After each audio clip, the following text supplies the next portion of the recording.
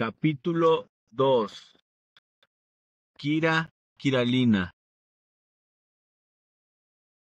Stavro se hacía del rogar, en medio del monte, donde los 3 refresqueros de feria se habían detenido para comer.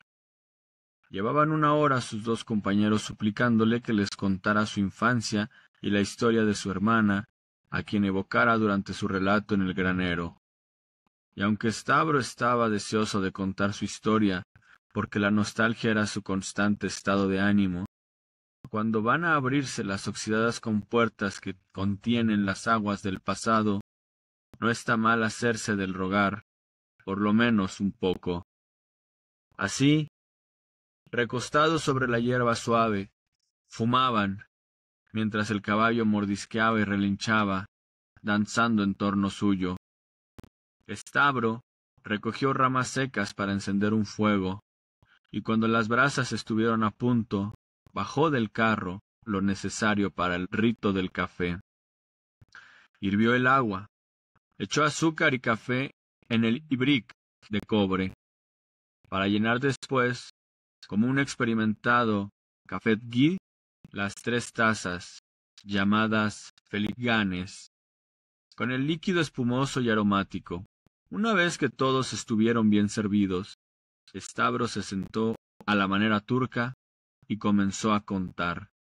Se me olvida el año, y se me olvida también mi edad exacta, pero lo que voy a contarles ocurrió poco después de terminada la espantosa guerra de Crimea. Tengo bien grabada, de mi infancia, la brutalidad de mi padre golpeando a mi madre diariamente, sin que yo pudiera comprender la causa. Mi madre solía escaparse de la casa, y al volver recibía una paliza. La verdad es que mi padre le pegaba antes de que se fuera y también cuando regresaba. Nunca entendí si la golpeaba para obligarla a irse o para que no se fuera.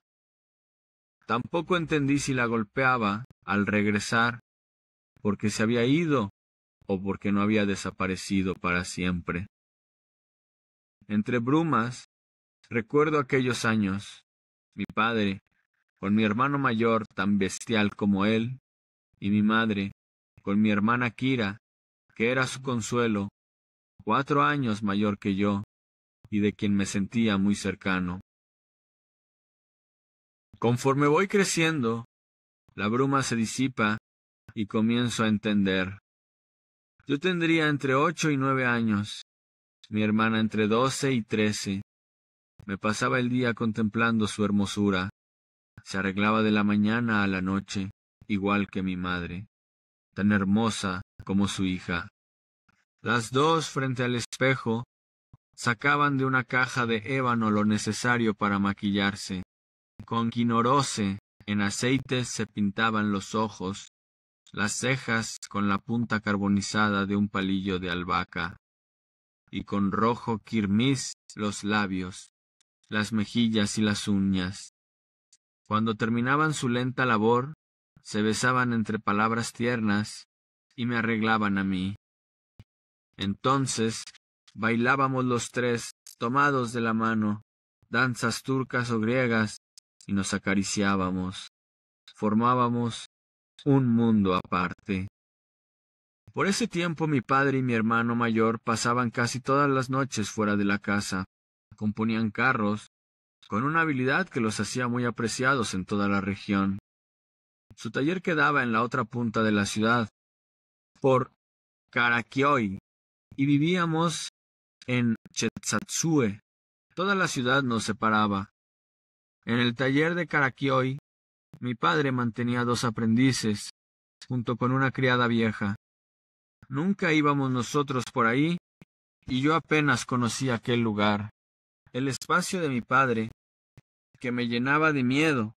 En cambio, la casa de Chetsatsue era el espacio de mi madre, donde no hacíamos nada más que divertirnos. Bebíamos té en invierno y refrescos en verano, mientras comíamos todo el año esos pastelillos turcos a los que llaman kadayıfs y saraylies. Se tomaba café, se fumaba en narguiles, se maquillaba y se danzaba. Nos dábamos la gran vida. Nos dábamos la gran vida, excepto cuando mi padre o su hijo, o los dos juntos, interrumpían la fiesta, molían a palos a mi madre, daban puñetazos a Kira y a mí, que ya para ese tiempo participaba en la cuestión. Me rompían la cabeza a bastonazos. ¿Cómo hablábamos turco? A mi madre y a mi hermana les gritaban «¡Chauras!», que significa putas, y a mí me gritaban «Kichuk pesevenk», que quiere decir padrotito de mierda. Las pobres se abrazaban a las piernas de sus verdugos y les suplicaban que no les pegaran en la cara ni en los ojos. ¡Ay! ¡La cara y los ojos! La belleza incomparable de aquellas dos mujeres. Sus cabellos dorados les llegaban hasta las piernas y su piel blanquísima contrastaba con la negrura de ébano de cejas, pestañas y pupilas, porque en la sangre rumana de mi madre 3 razas diferentes se habían mezclado, según las invasiones: turcos, rusos y griegos. A los 16 años tuvo su primer hijo, y aún después de mí, nadie hubiera adivinado que aquella mujer fuera 3 veces madre. Pero, nacida para las caricias, era golpeada sin piedad hasta hacerle brotar sangre. Aunque si mi padre era incapaz de acariciarla, sus amantes lo hacían con fruición. Siempre me he preguntado si mi madre engañó primero a mi padre, y por eso fue castigada, o al contrario, si los malos tratos de mi padre la llevaron a engañarlo. Como fuera, nunca dejó de haber fiesta en mi casa, aunque las carcajadas eran seguidas por los llantos y al revés, porque antes de que los 2 verdugos hubieran dado vuelta a la esquina, ya volvían las carcajadas a iluminar aquellos rostros todavía empapados en lágrimas. Yo era el centinela. Comía dulces alegremente y miraba por la ventana, mientras los galanes muy decentes en verdad cantaban melodías orientales, sentados al modo turco sobre las alfombras y acompañados por guitarra, castañuelas y panderos. Kira estaba magníficamente vestida, como mi madre, con ropas de seda. Ebrias de alegría, se entregaban a la danza del pañuelo y trastornaban a los invitados con sus movimientos. Sofocadas, se dejaban caer en los almohadones regados por el suelo, para abanicarse con toda su gracia, mientras cuidaban de taparse las piernas y los pies con sus largas faldas. A veces tomaban copitas de licores finos y procuraban quemar incienso para que se llenara la atmósfera de perfume voluptuoso. Con mucho cuidado seleccionaban a sus invitados, siendo preferidos los morenos de cabello negro, todos jóvenes, por supuesto, y guapos, de bigotes puntiagudos y barbas bien cuidadas, y ungidas sus cabelleras, lacias o rizadas, con aceite de almendra y perfume de almizcle. No importaba la nacionalidad de los amantes, turcos, griegos o rumanos eran aceptados, siempre que fueran apasionados, jóvenes, apuestos, delicados, discretos y sobre todo, controlados. Mi labor era un verdadero suplicio, aunque a nadie hablaba de eso. Me gustaba mi papel de centinela, porque odiaba a los hombres de Karakioi, pero en mi pecho había nacido una pasión, y entre el cumplimiento del deber y los celos devoradores me debatía en terrible lucha. Amaba y estaba ferozmente celoso. No quedaba nuestra casa muy lejos del puerto, y no tenía más que una entrada en la fachada, pero salidas había muchas que daban a un terraplén. Ah, sí, el terraplén pudiera hablar. ¿Cuántos hombres contaría haber visto escapando de aquellos 2 seres que llegaban de pronto para aguarnos las fiestas. Yo me quedaba mirando fijamente hacia el farol que alumbraba la entrada de la casa, atento también a cualquier chirrido de la puerta oxidada, por si alguien había cruzado sin que lo viera. Pero mi labor era ingrata. No quería que llegaran a perturbar la fiesta, pero sufría por no poder participar en ella. Kira y mi madre eran para volver loco a cualquiera. Ajustados sus cuerpos por los corsés que reducían sus cinturas hasta hacerlas pasar por un anillo, resaltaban los senos abundantes que se ofrecían como fruta apetitosa. Adornada, la frente con una cinta escarlata que enmarcaba maravillosamente sus rostros, espléndidamente regias sus cabelleras sueltas sobre las espaldas, desnudas, y las pestañas larguísimas, abanicando con malicia para subrayar el deseo que abrazaba sus carnes. Los invitados llegaban al ridículo con tal de mostrarse amables y agradar a las dos bellezas. En una ocasión, alguno de ellos dijo a mi madre que las gallinas viejas hacen un buen caldo, por lo que ella, ofendida, le cruzó el rostro con el abanico antes de estallar en llanto. Otro se levantó, furioso, y escupió al majadero. Lucharon y casi destrozaron la casa. Movieron todos los muebles, tiraron las sillas y los narguiles, hasta que su furia se convirtió para nosotros en un divertido espectáculo. Mi madre los calmó con abrazos afectuosos.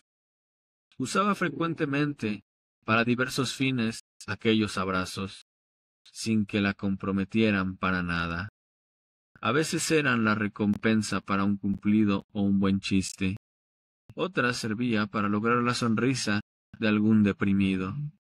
Servían también para borrar la impresión de alguna palabra o algún gesto fuera de tono, o calmaban la furia de algún celoso. Podían también alentar la esperanza de los tímidos. Kira tenía sus propias técnicas. Físicamente desarrollada desde los 14, siempre aparentó 2 años más.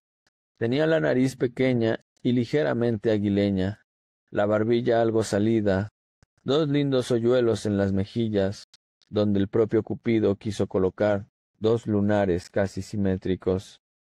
Le gustaba parecer ingenua y atolondrada, para despertar con ello la avidez de sus adoradores, desconcertados al no obtener nada de ella, mientras que yo sufría, porque desde mi punto de vista les daba demasiado. Llamaban Mousafir a los galanes invitados, y los Mousafirs les besaban las manos y las sandalias a la menor provocación. Kira les pellizcaba la nariz o les jalaba la barba.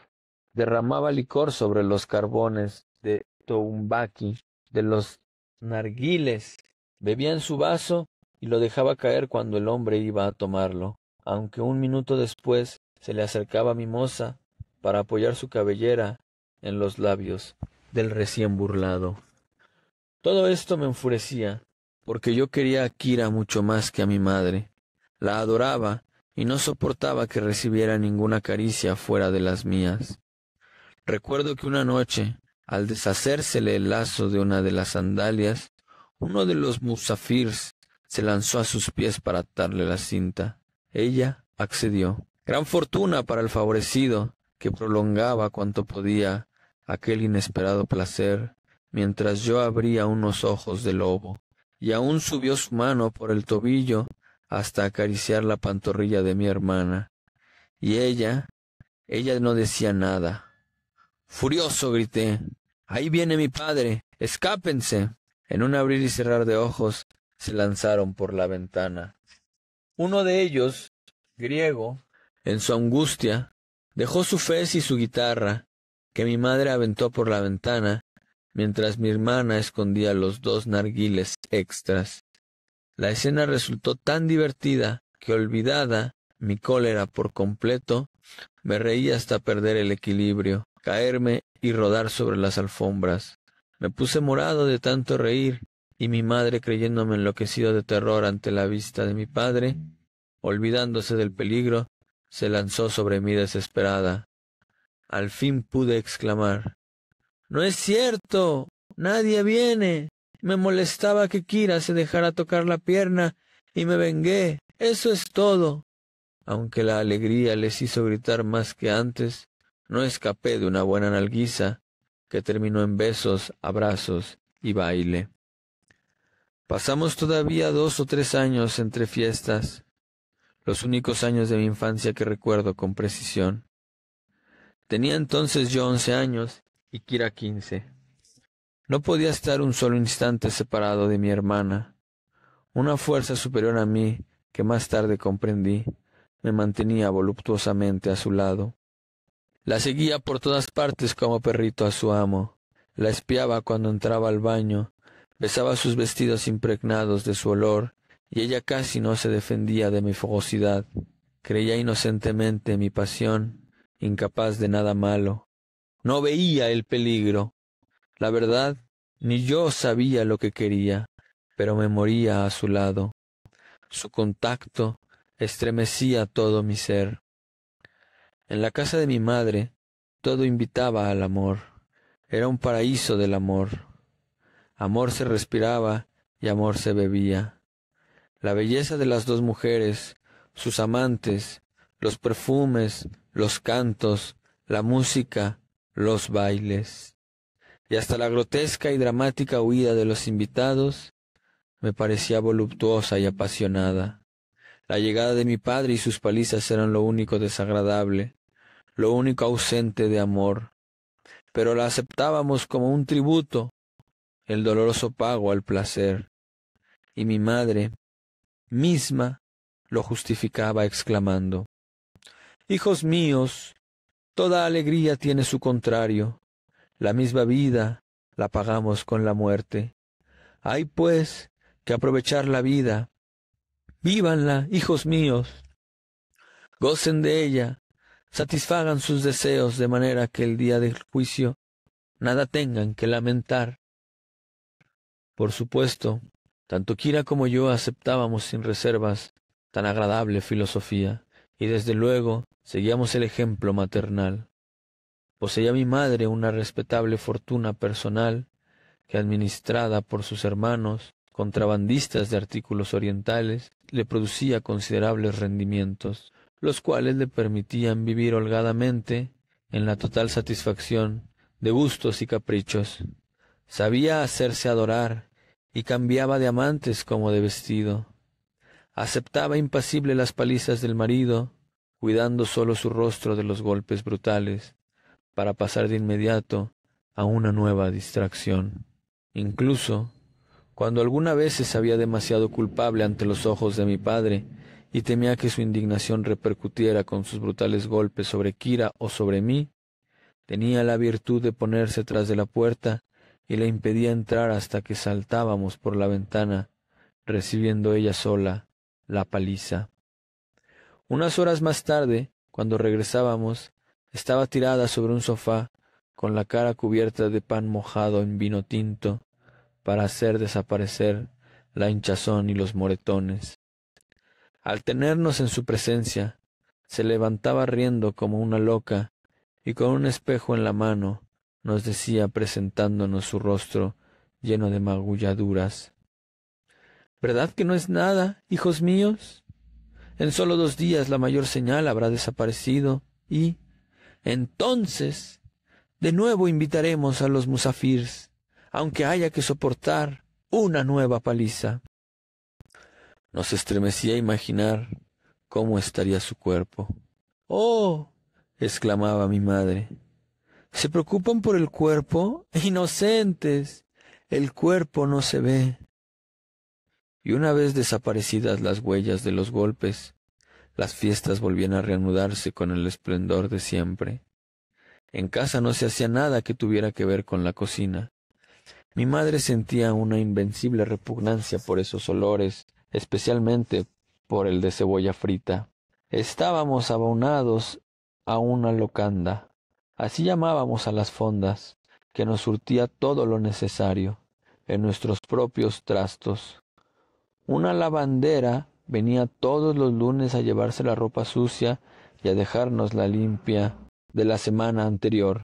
Y aparte del viejo turco que surtía a las dos mujeres de pomadas y medicinas, no vi nunca que entrara nadie más en casa, fuera naturalmente de los musafirs, que no siempre estaban seguros de salir por donde habían entrado, porque mi padre y mi hermano mayor eran dos musafirs sin necesidad de invitación. Pero como mi padre no dormía en casa desde hacía 2 años, y no venía más que 3 o 4 veces al mes, cuando tenía ganas de escándalo y golpes, la vida en aquella casa, aparte de estas obligadas perturbaciones, transcurría plácida. Libres de cualquier preocupación doméstica, mi madre y mi hermana pasaban el tiempo reposando, dedicadas a las prolijas tareas del tocador, o a las muy agradables de comer, beber, fumar en narguile y amenizar las recepciones ofrecidas a sus adoradores. No olvidaban los rezos, aunque jamás pisaban la iglesia. El tiempo sacrificado a Dios era bien limitado. Mi madre se excusaba diciendo: «Sabe el Señor que jamás le contradigo. Sigo siempre sus designios. De ninguna manera quiero cambiar mi modo de ser. Permaneceré como Él me hizo y escucharé, siempre obediente, las órdenes de mi corazón». Kira objetaba: «Pero mamá, ¿no crees que la voluntad del diablo influye en nuestros actos?» «Nunca», contestaba mi madre. «Yo no creo en el diablo. Dios es más poderoso que él, y si somos como somos, es voluntad de Dios». Y mi madre vivía completamente de acuerdo con su Dios, que jamás le ordenaba nada desagradable. Dios quería, y así lo hacía saber inclinando a ello su voluntad, que las dos permanecerían en la blanda cama hasta que tuvieran ganas de levantarse, nunca sin antes haber tomado, en este cómodo lugar, café con ricos bizcochos de mantequilla y miel.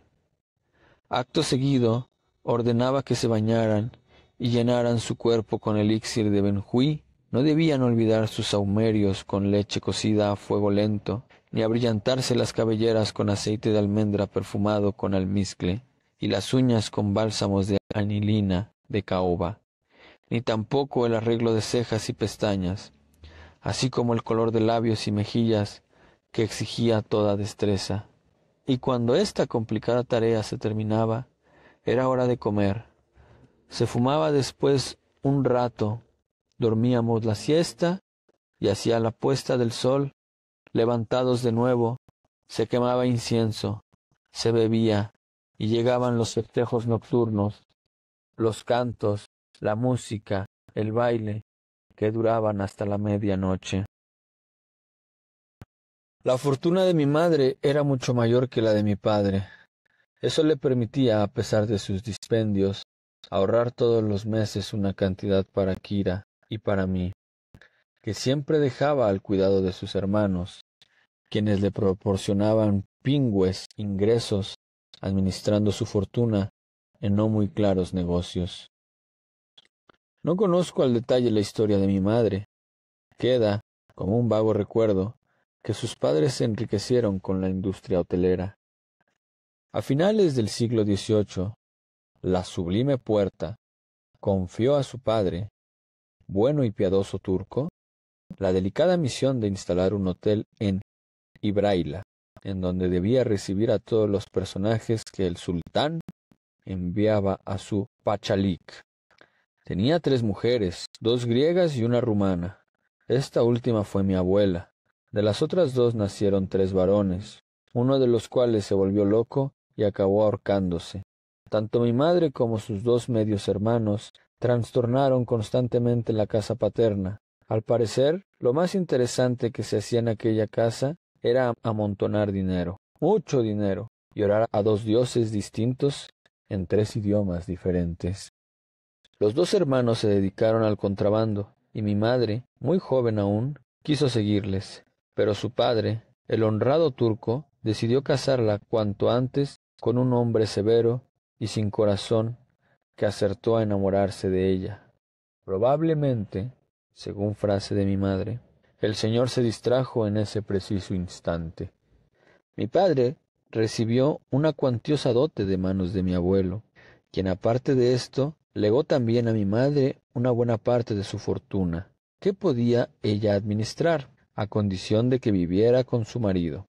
Así quedó forzosamente unida a un hombre que detestaba, y tuvo que aceptar la voluntad del viejo turco por temor a verse desheredada. Gracias a su difícil fidelidad, consiguió su confianza, y a su muerte recogió su herencia y la entregó a sus dos hermanos, quienes la adoraban y en cuyas manos la consideró segura. Dio comienzo la época de alegres fiestas, de placeres sin fin y locas pasiones, que mi padre, con toda su brutalidad, fue incapaz de impedir. Mi madre, con el mayor placer del mundo, le hubiera entregado toda la dote, si hubiese consentido en devolverle su completa libertad, pero él quería mantenerla bajo su dominio para vengarse de una infidelidad que era su deshonra. El día que decidió separarse, al llevarse todo lo suyo, dijo señalándonos a Kira y a mí: «Esas dos serpientes te las dejo, no son hijos míos, son como su madre». «¿Quisieras que fueran como tú?», replicó mi madre. «No, no lo son ni lo serán. Ellos son vida en toda su pujante alegría, y tú eres muerte que impide vivir a los vivientes. A mi vez me admiro de que tu aridez haya sido capaz de hacer brotar ese retoño, tan seco de corazón como tú, que podrá ser hijo tuyo, pero no mío». Mi pobre madre tenía razón al decir que aquel muerto impedía nuestra vida. Conforme el tiempo pasaba, más imposible nos hacía la existencia. Sabía que mi madre cuidaba su cara más que su misma vida, y en los últimos tiempos le golpeaba la cara de tal modo que la desdichada tenía que recluirse 8 o 10 días para curarse las señales que le dejaba en ojos y mejillas. Durante este tiempo debía suspender las fiestas y dejar de recibir a los galanes musafirs. Así entró la tristeza en la casa. No nos acariciaba como antes, y por primera vez en mi vida la vi llorar desconsolada.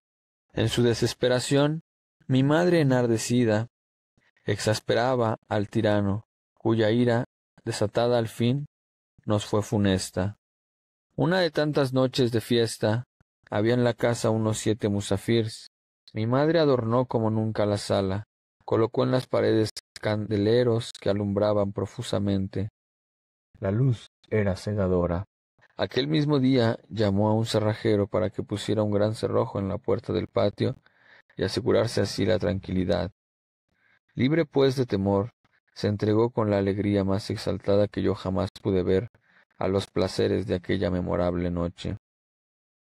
Creo aún que presentía el final de los tiempos felices, y aquella noche quería centrarse en el placer para vivirlo intensamente.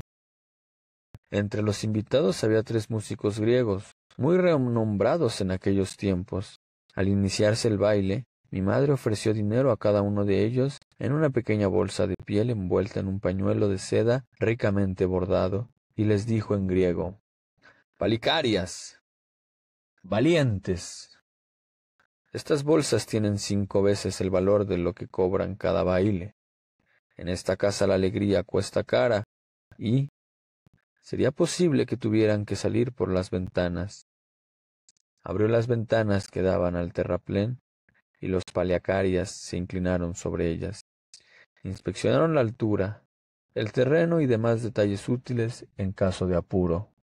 Se miraron los 3, sopesaron el oro de las bolsas y, comparándolo con el peligro, dieron comienzo con un cortés evayad a la música, el canto y al baile. Los instrumentos, clarinete, pífano y guitarra, llenaban la casa de sin igual alegría. Mi madre y Kira, sentadas indolentemente una junto a otra en el sofá, escuchaban las melodías a veces melancólicas y a veces quejumbrosas. alegres de las doinas rumanas, los lánguidos manich turcos y las cadenciosas pastoriales griegas, acompañadas por las palmas y los cantos de 4 musafirs. Entre cada canto, mi madre obsequiaba a los invitados con finos licores, buen café y perfumados narguiles. Espléndidas bandejas con cadaif y sarailie se ofrecían como tentación a los golosos. El nuevo cerrojo hacía inútil mi vigilancia y pude participar de la fiesta. Me entregué al baile con mi hermana, con mi madre o con las dos a la vez, hasta perder el aliento. El baile fue la mayor pasión que sentí en mi infancia. Me hacía obtener de Kira las más tiernas y locas caricias. Bailé, solo, la danza del vientre, cuyos vertiginosos movimientos debía hacer con tal maestría que se entusiasmaron aún los mismos músicos expertos en la materia. Me felicitaron con efusión. Kira en sus caricias llegó al paroxismo y mi madre exclamó radiante: «Este sí que es hijo mío». Durante un descanso, mientras los hombres sentados, según la costumbre turca, sobre las alfombras, fumaban alegremente sus narguiles, Kira preguntó por qué no estaba uno de sus más fervientes adoradores. «La última noche, al salir huyendo, se torció el tobillo», contestó uno de los invitados. Y en medio de la hilaridad general lo describió en la cama en aquellos momentos, gritando de dolor bajo la presión del masajista. Esto preocupó un poco al guitarrista, rechoncho y prudente, que se acercó a la ventana a examinar otra vez su altura. Uno de los musafirs, para tranquilizarlo, le dijo: «No es muy alto, ni 2 metros. Desde luego hay que bajar con cuidado, sin atender más que a uno mismo. Abajo ya encontrará el gorro y la guitarra». La risa ganó de nuevo a todos y el baile continuó. Era el mes de junio, poco antes de la siega. Cubrían las ventanas que daban al patio pesadas colgaduras, mientras que a las orientadas al Danubio solo transparentes visillos. Estábamos agotados cuando el amanecer lanzó su luz dorada contra los cristales. Bostezábamos. Apestaba por el humo de los narguiles, pese al incienso quemado. Mi madre abrió la ventana y aspiró profundamente el fresco aire de la mañana. A su lado Kira y yo contemplábamos los pantanos y los bosques de sauces que a nuestra vista se extendían. Pasados unos momentos mi madre exclamó, volviéndose hacia los invitados: «Amigos míos, creo que es ya hora de acostarse». En el instante mismo de pronunciar la última palabra, oímos que alguien saltaba dentro del patio. Nos miramos conteniendo el aliento y distinguimos perfectamente el rechinar del cerrojo y de los goznes de la puerta. Mi madre gritó a todos: «¡Sálvense!». Escalaron el muro. Mientras mi padre y hermano, vencida toda dificultad, golpeaban la puerta de la estancia, los invitados saltaban por las ventanas como si abajo les esperaran blandos colchones. Los músicos fueron los primeros en huir, y en pocos segundos la casa quedó vacía. Los musafirs, unos sobre otros, rodaban por la cuesta. Nosotros no podíamos pensar siquiera en desaparecer los vestigios de la fiesta. Resuelta, mi madre abrió la puerta e inmediatamente fue agarrada por los cabellos y lanzada contra el suelo. Mi hermano hizo lo mismo con Kira, y yo, temblando de cólera, enloquecido al ver a mi hermana tan cruelmente golpeada a puntapiés, cogí un narguile y le asesté con todas mis fuerzas un violento golpe en la cabeza que le obligó a soltar a Kira. Al verse ensangrentado, se arrojó sobre mí golpeándome, furioso, hasta que corrió la sangre en chorro por mi boca y nariz. Mientras mi pobre madre era literalmente molida a golpes, sus vestidos hechos jirones estaban regados por todo el suelo. Su cuerpo, casi desnudo, yacía desvanecido. Y mi padre le pegaba aún. Mi hermano había ido a lavarse la cabeza, que sangraba en abundancia. Rápida, Kira sacó de un cajón un estilete, pero nos paralizó el horror. Mi padre había cogido una sandalia que un musafir olvidó en su ida, y con el tacón de madera golpeaba sin piedad el rostro de mi madre, que en el suelo podía apenas mover los brazos. Su cara, bañada en sangre, era una sola herida. Kira intentó herir a mi padre en la espalda, pero antes cayó desmayada. Él la cargó, y como si fuera un bulto, la metió en un ropero y cerró con llave. A mí me encomendó a la vigilancia de mi hermano, que acababa de vendarse la cabeza. Cargó a mi madre y salió con ella al patio. Pasados unos minutos oí el ruido espantoso de la trampa del sótano, que pesadamente se cerraba, como enterrando a mi madre en una tumba. Luego vino contra mí, con los brazos en alto, los puños cerrados y los ojos tan desorbitados que creí llegado mi último momento, pero no me pegó. Solo me dijo: «Son capaces de todo. Tú le rompes la cabeza a tu hermano mayor y la pachaura de tu hermana trata de asesinar a su padre. Pues todo ha terminado. No volverán a verse». Y apagando las velas me llevaron consigo. Al pasar por el patio miré sollozando la trampa que, asegurada con un fuerte candado, hacía imposible la idea de cualquier evasión.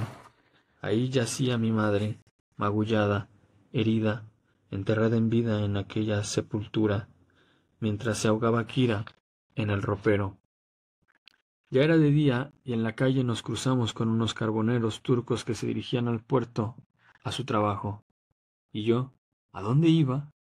Al fin llegamos a casa de mi padre y enseguida me encargaron de dar vueltas a la muela en donde los aprendices afilaban las hachas, las tijeras y los cinceles mellados.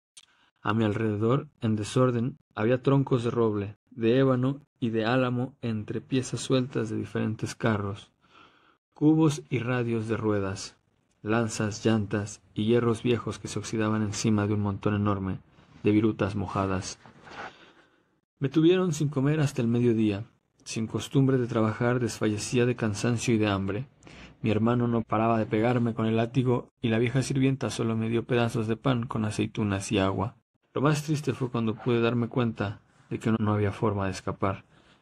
Después de comer reanudé mi trabajo y cuando, ya dominado por la fatiga, mis brazos se negaban a obedecerme, venía mi hermano y me golpeaba con furiosos puntapiés. Él y mi padre, con delantal de cuero, igual a todos, iban y venían, lúgubres, fruncidas las cejas, dando órdenes breves en medio de la tristeza de aquel silencio, turbado solamente por el ruido de las herramientas. Llegada la noche me encerraron en una habitación de ventana enrejada, en un rincón sobre una vieja estera, sin luz. Pasé llorando toda la noche, pensando en las dos queridas criaturas que eran aún mucho más desgraciadas que yo. El segundo día transcurrió igual que el primero. Me preguntaba con angustia si la crueldad de mi padre llegaría hasta abandonar a las dos mujeres que, apaleadas y enfermas, morirían encerradas. La idea de ir en su auxilio me hizo llorar menos aquella noche y arriesgarlo todo para mi evasión. Revisé discretamente todos los rincones de la casa y advertí que en el patio había diferentes escaleras de mano. Me fijé también en mi habitación. Había amontonados numerosos radios de ruedas a medio tallar, todo ello un medio seguro de obtener mi libertad. La sirvienta me trajo la cena, pan y queso, y me dijo con sorna: «Aquí no estás tan bien como en tu casa, ¿verdad? La vida no está hecha solo de placeres, también hay que sufrir. ¿Ya ves?». Cerró la puerta, se fue y me quedé dormido profundamente. Cuando desperté aún era de noche, y en mi soledad lloré de nuevo al recordar el rostro ensangrentado de mi madre. Después los gallos comenzaron a cantar. En la casa todo era silencio, todos dormían. Rápidamente abrí la ventana y con un radio, reuniendo todas mis fuerzas, conseguí doblar dos de los barrotes. Una vez en el patio tomé un hacha que hallé clavada en un tronco, cargué una pequeña escalera y con ayuda de otra salté el muro. Ya en la calle corrí con todas mis fuerzas por el camino del puerto. Apenas clareaba cuando llegué a nuestra casa, que dormía tristemente el sueño de la desesperación, y por primera vez trepé aquella pendiente por la que nunca había hecho más que bajar rodando en mis juegos. Al llegar me latía el corazón. Apoyé la escalera en una ventana y rompí un cristal. Con intensa emoción oí la dulce voz de Kira, que desde su encierro gritaba: «¿Eres tú, Dragomir?». Al oírme llamado por mi hermanita, prisionera en su estrecha cárcel, me estremecí y grité: «Sí, soy yo, vengo a salvarlas». Penetré en la casa, me precipité hacia el ropero, lo abrí y salió Kira muy pálida, con el rostro hinchado por el llanto. Me abrazó para después preguntarme: —¿Dónde está mamá? —Encerrada en el sótano —contesté—. Hay que ir por ella y escaparnos corriendo. La puerta de la casa estaba cerrada con llave. Abrí una ventana y salté al patio. A hachazos rompí los tornillos que sujetaban el candado, y Kira y yo descendimos por la escalera. Un olor a humedad, a cal rancia y legumbres podridas subía de aquel sótano donde nadie bajaba desde hacía unos 3 años. Las tortugas, habitantes de aquel antro, se movían lentamente entre sus huevos poco más grandes que huevecillos de pájaro, alineados a lo largo de las paredes. Y en este fétido lugar llevaba presa mi madre 48 horas. La encontramos de pie, con la cabeza envuelta en jirones de sus ropas. Le ayudamos a subir los pegajosos peldaños, y una vez a la luz del día, ante los restos de lo que fue espléndida belleza de nuestra madre, nos echamos a sus pies con la misma reverencia que ante una mártir.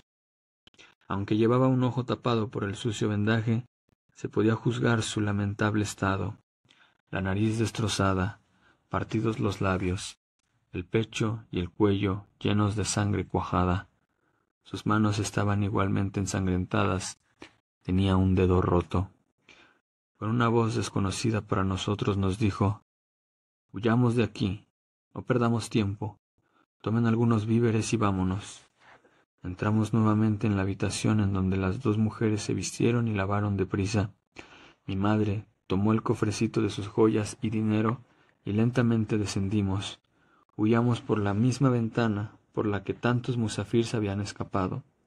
Estaba escrito que la dueña de la casa fuera la última en salir por ella.